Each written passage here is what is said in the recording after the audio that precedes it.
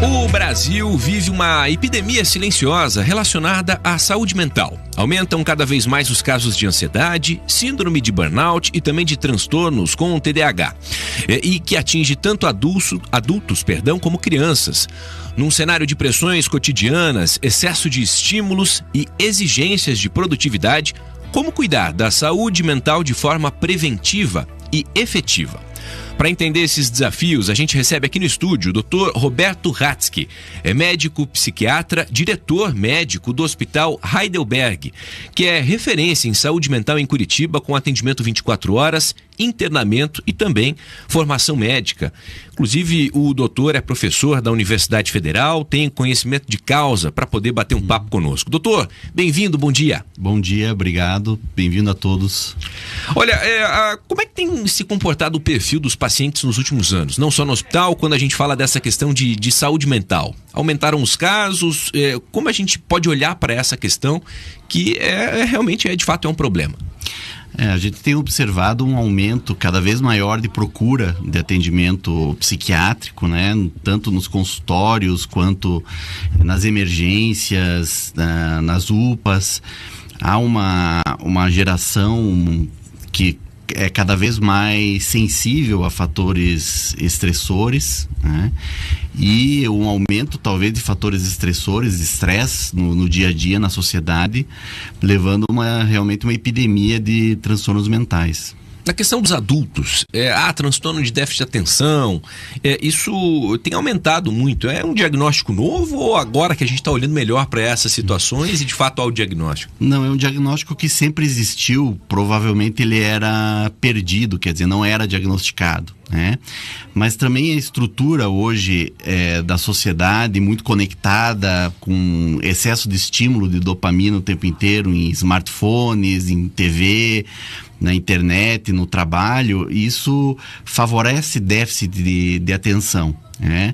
Mas o TDAH é um diagnóstico que ele deve ser feito só em pessoas que têm desde a infância, desde os 12 anos de idade, né? E tem que ser afastado outras possibilidades para distração, né? A distração está sendo cada vez mais comum no dia a dia, mas o TDAH é uma parcela pequena, o menor desses pacientes com distração. E a distração, a ansiedade, quando você está, por exemplo, agora no carro, como muitas pessoas estão, e aí tem aquele barulhinho da mensagem, pim, pim. Sim. E será que a pessoa não consegue, né, doutor, ficar sem olhar aquela mensagem? Que coisa. Sim, isso é um vício, né? Eu particularmente deixo meu celular no mudo no WhatsApp, né? Porque também a gente faz parte de tantos grupos, tantas situações. O que é urgente mesmo, o que é realmente urgente, a gente tem pouca, vamos dizer assim, como é que a gente pode colocar? Pouca resolutividade pelo telefone, né? Se for um caso de urgência médica mesmo, a pessoa teria que ir para um pronto-socorro, né? Se ela estiver morrendo, o que o médico faz por telefone, se você pensar bem, né? A pessoa está infartando, por exemplo, ela manda uma mensagem pro cardiologista, né? O cardiologista vai ter pouco manobra, né? Pouco espaço para atuar, né? Ele vai mandar ir para o pronto-socorro, né? Doutor, a gente tem percebido uma geração, ou talvez, né, o fato da própria rede social aí, as pessoas acabam compartilhando mais, né, questões cotidianas, mas uma geração cada vez mais ansiosa. Bom, mas há, dentro de alguns parâmetros aí, uma certa ansiedade normal do dia a dia, como também de um quadro que já pode ser considerado um certo transtorno. De que maneira entender essa diferenciação também? O Brasil, ele é campeão em transtornos de ansiedade, né? Os últimos estudos de prevalência mundial mostrou que o Brasil tem uma prevalência maior do que outros países, mas o transtorno de ansiedade quando essa ansiedade é crônica, ela é persistente, né? Ela acaba prejudicando o dia a dia da pessoa, prejudica o sono, a pessoa não consegue dormir, ela fica num estado de sobressalto o tempo inteiro, achando que alguma coisa de ruim vai acontecer, ela tem preocupações na cabeça, preocupações múltiplas que ela não consegue tirar, e acaba tendo um sofrimento tanto no trabalho quanto em casa, né? Tem uma dificuldade de sentir bem consigo mesmo. Isso também aumentou bastante nos últimos anos, doutor? Sim, aumentou bastante. As pessoas procuram... Como é que funciona? Primeiro que já há um certo bloqueio, né? Uma resistência, imagino eu, de muitos pacientes ou pessoas. Eu preciso de ajuda. Vou procurar um psicólogo ou um médico psiquiatra. Eu não preciso disso. Já é a primeira barreira que precisa ser vencida, né, doutor? Sim, existe um estigma, né? O próprio autoestigma. O paciente, ele não aceita que aquilo é um problema, que é um problema emocional, que é um problema que precisa ser tratado. Ele tenta tratar de outras formas e que nem sempre dão resultado, né? Então existe essa barreira para as pessoas procurarem. O que a gente tem observado nas gerações mais jovens é que está diminuindo um pouco esse estigma. Elas falam mais sobre saúde mental com mais facilidade. Mas nem sempre elas acham meios de melhorar a saúde mental. Elas podem falar sobre saúde mental, mas elas não conseguem resolver os problemas de saúde mental, né? Doutor, a questão do burnout, muito tem se falado, né? Ou se falou e ainda continua em alta essa questão. Isso foi reconhecido oficialmente, né, como doença relacionada ao trabalho pela Organização Mundial da Saúde. Bom, o que isso representa, o que isso significa de fato, e traz uma nova normativa para que isso seja tratado como doença, a questão da identificação, para que haja um tratamento, um acompanhamento, é assunto sério, né? Sim, o burnout, ele tem essa característica. Ele foi reconhecido pelo CID-11, Classificação Internacional das Doenças, da 11ª edição. É realmente um transtorno ligado ao trabalho, então não é necessariamente ligada à psiquiatria em si, à doença mental. Mas entre os critérios de burnout, você tem que afastar a possibilidade de outros transtornos mentais. Então, se a pessoa tem depressão, ela tem depressão, ela não tem burnout, né? Se ela tem um quadro de ansiedade, ela tem ansiedade, ela não tem burnout. Então, o burnout acaba sendo um diagnóstico de exclusão. A maioria das vezes, quando a gente vê pacientes se queixando de burnout, a gente vê que não é só a questão do trabalho. O trabalho é um dos fatores. Então, a vida da pessoa está ruim como um todo, né? O trabalho, o relacionamento familiar, o casamento, o relacionamento com os filhos... o estilo de vida está com problema como um todo. Então o trabalho é apenas a ponta do iceberg, né? Então o burnout, ele tem que ser visto com muito cuidado para não ser feito um diagnóstico em excesso e achar que tudo é burnout, né? Qualquer dificuldade no trabalho é burnout. Você tem que avaliar outras possibilidades diagnósticas primeiro. E esse diagnóstico, isso só acontece quando você procura ajuda, né? Porque muitas vezes até chegar a esse ponto, a pessoa se não está surtando, já surtou, né, doutor? Sim, ela procura ajuda, né? Ela acaba tendo essa necessidade de procurar ajuda e ver as questões do trabalho que podem estar levando ao burnout ou não, né? Porque é um problema daí do ambiente de trabalho em si, né? Agora, se uma pessoa tem burnout naquele ambiente de trabalho, teoricamente, como o ambiente está alterado, várias pessoas deveriam ter burnout também, né? Então, por isso que o diagnóstico de burnout, ele tem que ser visto com muito cuidado, porque ele é usado, às vezes, como para demandas na Justiça do Trabalho, né? Porque a gente pensava antigamente... você está insatisfeito com determinado trabalho, você procurava um outro trabalho, né? Hoje as pessoas, elas têm uma ideia de que o trabalho, ele tem que resolver tudo e a pessoa, por exemplo, ela não tem uma responsabilidade individual em relação à opção do trabalho dela, né? A busca do trabalho.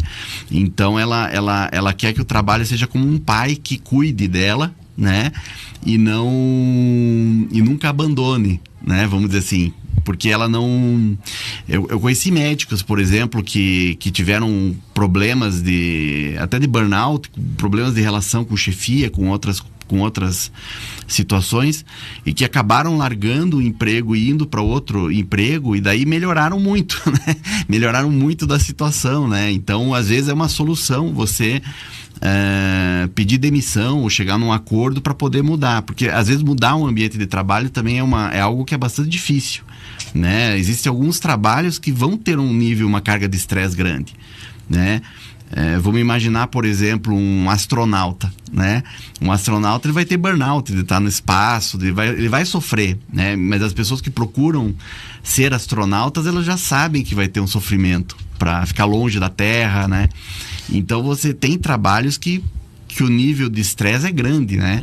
E isso não tem como você eliminar totalmente. Doutor, no caso da criançada, falando sobre transtorno de déficit de atenção, essa questão de telas e tudo mais, hoje como é que tem se comportado, né? Como enfrentar esse dilema, inclusive para muitos pais, e a busca por ajuda, de que momento, né? Em que momento isso é importante? Assim, as crianças, elas estão cada vez sendo expostas a telas cada vez mais cedo, né? Então, até 2 anos de idade, as crianças não deveriam ter acesso a telas, seja tablets, celulares, mas a tela virou uma espécie de chupeta, né, para a criança, em restaurantes, em situações sociais, para a criança se comportar de certa maneira, né? Mas tem pesquisas mostrando que o excesso de telas, o número de horas em telas, acaba aumentando a chance de TDAH depois, de déficit de atenção e hiperatividade, né? Então é importante controlar esse acesso, né? E, em geral, os pais, eles devem procurar a atenção quando a criança realmente ela está muito agitada, além do que é esperado para a idade dela, né? Uma criança que não se comporta, se coloca em riscos, né?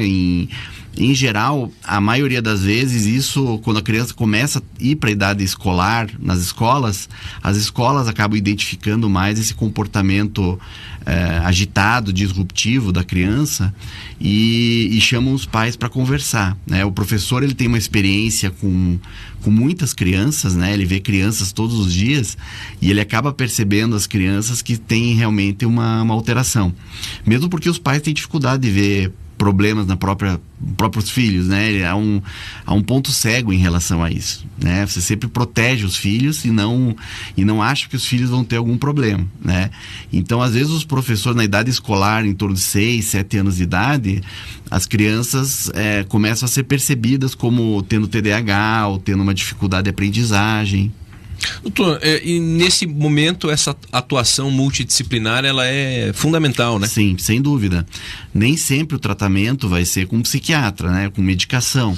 O tratamento pode ser com uma abordagem psicopedagógica, né? Com uma psicóloga, né? Pode ser tratado os pais, né? Às vezes os pais têm que mudar o comportamento deles em relação às crianças para favorecer a saúde mental da criança.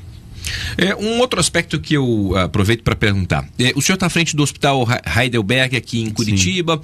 Como é que o hospital está posicionado? Como é que tem observado esse momento na nossa forma de trabalhar, de lidar, na nossa forma de viver? Tem aumentado o número de atendimentos, de procura? Como é que a gente tem observado os últimos anos dentro dessa realidade aqui na nossa cidade? Sim, a gente tem observado o nosso pronto atendimento, que é aberto 24 horas, ele tem tido um número crescente de consultas, cada vez maior. Você tem até mais de 100 consultas em 24 horas, é algo impressionante, né? E é um hospital que não atende a rede pública, ele atende particular e convênios, né? Então, mas as UPAs, elas também estão sendo cada vez mais sobrecarregadas por problemas emocionais. As pessoas estão indo procurando as UPAs por questões por problemas emocionais, né? E esses profissionais que atendem nas unidades públicas estão preparados, sabem de fato receber esse paciente, diagnosticar ou encaminha justamente para que entende que é preciso um atendimento qualificado e diferente? A maioria não, né? Infelizmente, há um crescimento das faculdades de medicina, né? Você tem muitos médicos recém-formados fazendo plantões nas UPAs, médicos que às vezes tiveram pouca experiência com saúde mental, não só psiquiatria, mas com saúde coletiva, saúde preventiva, saúde mental. Então são médicos que acabam não lidando muito com os aspectos emocionais, né? Eles já têm, alguns médicos têm até dificuldade de diagnosticar problemas físicos, entre aspas, né? Diagnosticar coisas que seriam relativamente simples de diagnosticar, como pneumonia, né? Então os médicos acabam tendo cada vez mais pior formação e acabam trabalhando nas UPAs e não sabem diagnosticar transtornos mentais de forma adequada. Doutor, um outro aspecto, até nessa entrevista você já chegou a comentar essa questão do estigma, né, que se tem com relação a esse acompanhamento, né, um tratamento com um psiquiatra, com um psicólogo, enfim, mas se a pessoa não chegou nesse ponto, talvez ela pode chegar. E é preciso Sim. parar, olhar para si e falar, eu preciso de ajuda. E essa ajuda não vem sozinha, ela tem que vir com um profissional qualificado que tem instrumentos, né, e conhecimento para ajudar essa pessoa a se reerguer. Sim, sem dúvida. Você precisa muitas vezes procurar um psicólogo para conversar, para fazer uma terapia, para fazer uma abordagem, eventualmente um psiquiatra. Existem médicos também, clínicos gerais, médicos de família, que também têm já uma experiência grande e acabam tendo capacitação para abordar esses assuntos, né? Que deveriam ser abordados realmente por toda a medicina, não só pela psiquiatria. Doutor, para caminhar já para o final da nossa entrevista, a mensagem que o senhor deixa, né, para os nossos ouvintes aí, e estabelecendo essa relação com o hospital, que é referência no atendimento e a casos de saúde mental aqui, né, em Curitiba, que segue de portas abertas, ou seja, numa circunstância, não hesite, é preciso e é importante buscar ajuda. Sim, se você tiver uma situação assim aguda, grave, por exemplo, uma crise de ansiedade, um ataque de pânico, que é uma crise de ansiedade muito forte, que você tem a impressão que você vai morrer, ou uma alteração comportamental assim muito disruptiva, muito grave, como uma agitação, um risco, uma pessoa que está agitada, que está fora de si, né? Ela tem que buscar ajuda imediatamente. Daí, eu quero agradecer, portanto, ao doutor que conversou conosco falando sobre essa questão extremamente importante, doutor Roberto Hatzky, médico psiquiatra e diretor médico do Hospital Heidelberg, que é referência no atendimento à saúde mental em Curitiba, atendimento 24 horas, internamento também aqui na nossa capital. Doutor, obrigado pela entrevista. Obrigado a vocês pelo espaço.